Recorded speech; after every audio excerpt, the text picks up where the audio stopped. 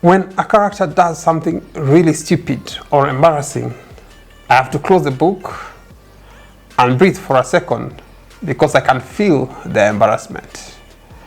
You will find plenty of such moments as you read Born a Crime.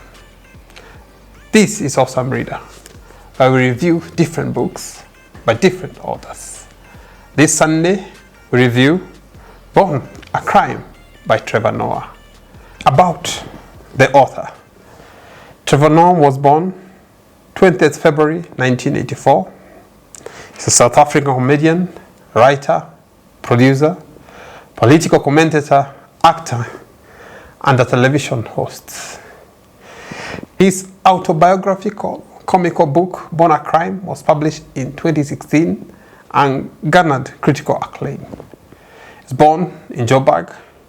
His father was of a Swiss ancestry, and his mother, Patricia, was of a Xhosa ancestry. The book is about 300 pages, blue cover, photo of Trevor, and the lady. Your guess is as good as mine on who the lady is. The book is dedicated to his mother, his first fan. The book retails at 1,290 shillings. Remember, you can get yourself a copy of the book at a discount from Textbook Center. Details on the description box below. To the highlights of the book. The book has 3 parts.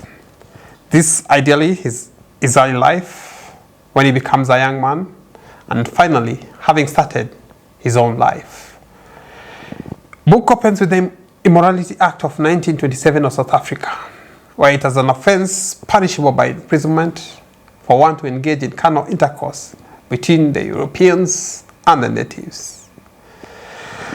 Trevor Noah begins the childhood spent in church, and not only one church, but various churches. There was the black church, there was the white church, and there was a mixed church. The mother believed that there was something to get in all of these churches. Not also, there were some midweek services which they attended.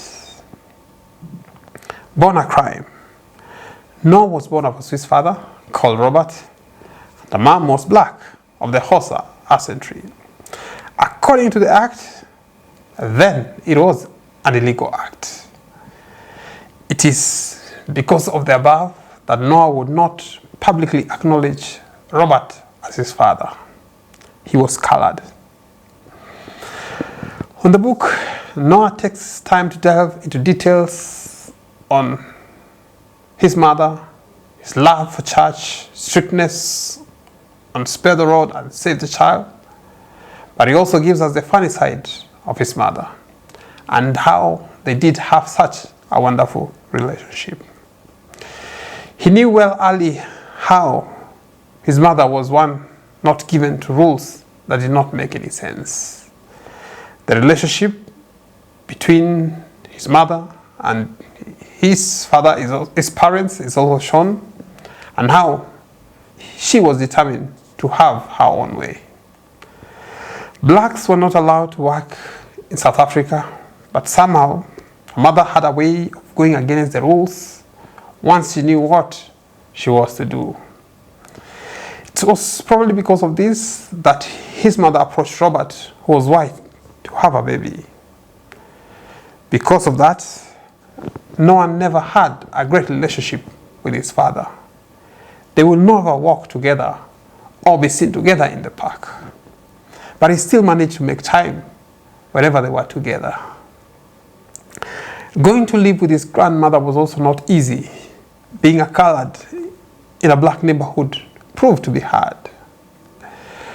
In those days, colored children could be picked up and be taken up to be raised by the state.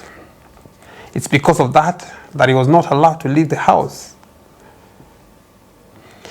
In part 2, we get to hear more of school and his dating life.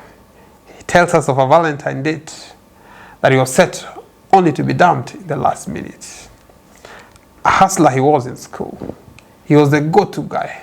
If you need anything, and in the process, he will make up his own money. All his life in school After school, he was trying to fit in with the system.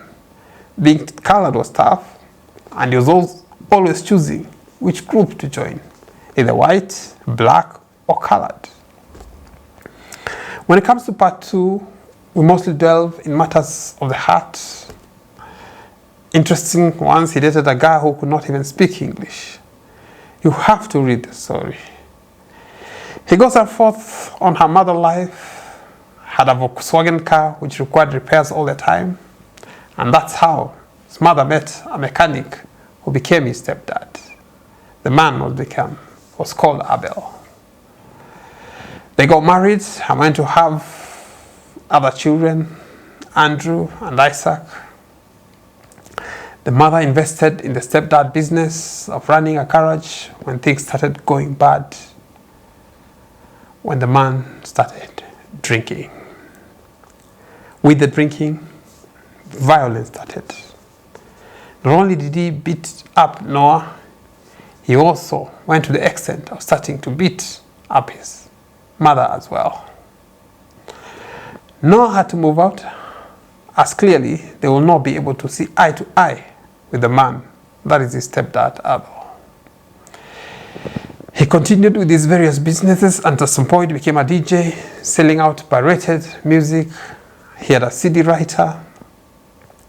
I imagined this is something the current generation will know nothing about. The violence in the house and abuse of his mother by Abel was of concern to Noah, and he just had to leave all that. Trevor's mother had to leave the relationship, and with that, hell broke loose. On their way from church, Abel confronted them and shot her. She was lucky because the pistol jammed when she wanted to shoot her point blank on the head. The sad part of the story is that Abel never spent a day in jail. Well, thanks to the justice system. In my opinion, Born a Crime is a captivating book. The way Trevor weaves the history of the country and his history gives a nice picture of what transpired during his childhood. If you've watched some of his comedy, the books let you create the mental picture of the various jokes in the book. He broaches the subjects of domestic violence, love and hard work, and all that intertwined with an element of humor.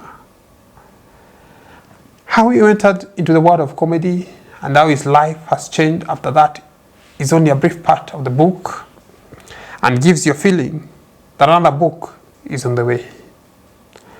I felt some stories in the book removed me as a reader from the core of the book and did not add to the storyline. This is a one-time read.